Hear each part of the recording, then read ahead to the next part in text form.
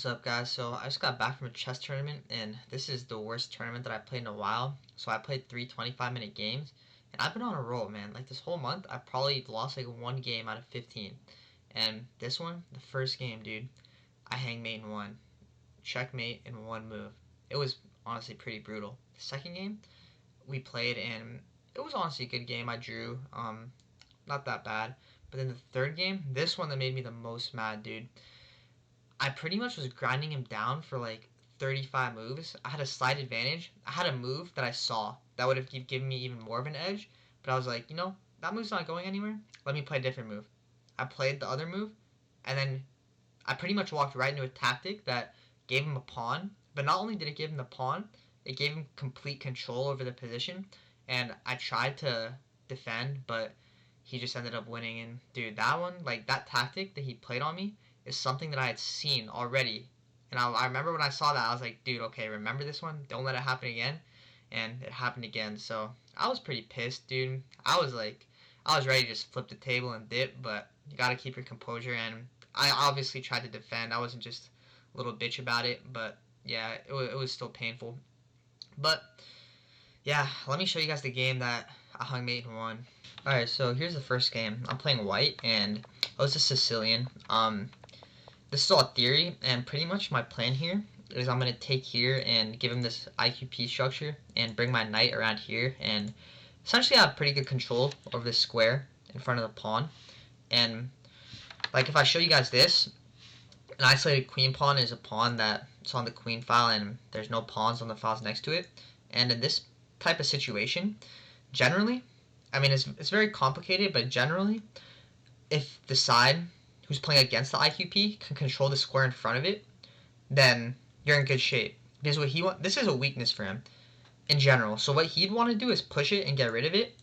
But if I'm controlling the square in front of it, he can't push it. So anyway, the game went on, and here I took, and now I changed the pawn structure. So before we were playing an isolated queen pawn, and now these are called hanging pawns. It's like two pawns that are. It's just two pawns that don't have any pawns next to them. And I don't know if this was good for me, but I thought that, I could play with some initiative, bring my bishop out, maybe bring my knight here and attack it. But I went there, played rook fe1, he played knight h4, and here, I was thinking, I was like, well, if I take, then he gives me this in-between check, take. I was looking at this position, I was like, I don't really like this that much. This just doesn't really seem very pleasant. So I was thinking, I'm going to go here. And then, once he takes and I take, then, his knight's just going to be out here. My pawn structure is still going to be good. And, I can just bring it back and attack the pawn. But what I failed to see was that. Just a simple, when he touched the queen and then he started bringing it there, I didn't even realize it until he played the move. But I guess it happens, man. Yeah, just for reference, USCF, I'm 1800, and on chess.com, I'm 2100, so it still happens, bro. Honestly, it's probably not going to be the last time, but let me show you guys the one that honestly frustrated me even more, which was in the third game. Okay, so this is a position from the third game. This is kind of where I lost the control, and this is what I was looking at. I was thinking, if I take here, then he takes, then I take, I win a pawn, right? But I was thinking, okay, that's not going anywhere. I'm not, and I wasn't really sure if even trading that immediately, if just giving on my light squared bishop like that, even though I'm getting a pawn, I wasn't sure if that was even worth it. So I was like, okay, it's not going anywhere. Let me just get some more space on the queen side. But the thing is, it was going somewhere. And pause the video and see if you can find the tactic for white here. So the tactic that he played was knight takes e5, and now if I take the bishop, he has this in-between move.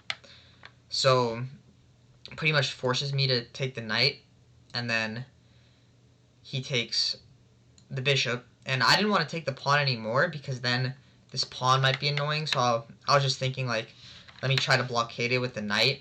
But so it's still it's not that he's necessarily better. He's probably a little better here. Let me see that engine real quick. Yeah, it's plus 0.8, so he's a little better here. But I feel like the thing is, he just got control of the game. Like before, I had the control, and now he has the control, which it was annoying for sure. Yeah, so I tried to defend the position still, and I don't have all the notation, but this is what like the final position that I have written down looks like. And pretty much these pieces got traded, and he just pushed these pawns like all the way down the board, and I couldn't really get counterplay on his king. His king was like right here, and I tried to like just make it complicated, but couldn't really do much, and he ended up winning the game. But honestly, it happens. I feel like, yeah, it's not gonna be the last time. I'm really gonna try to not blunder that again, dude. Like, I'm gonna be locked in like on these types of positions. But who knows? We'll see. Maybe you'll see another video 3 months from now, me blundering the exact same thing. But yeah, hope you guys enjoyed the video, and I'll probably, let you guys know how some of the tournaments go. But yeah, hope you guys enjoyed the video. If you did, then please like and subscribe, and I'll catch you guys in the next one. Peace out.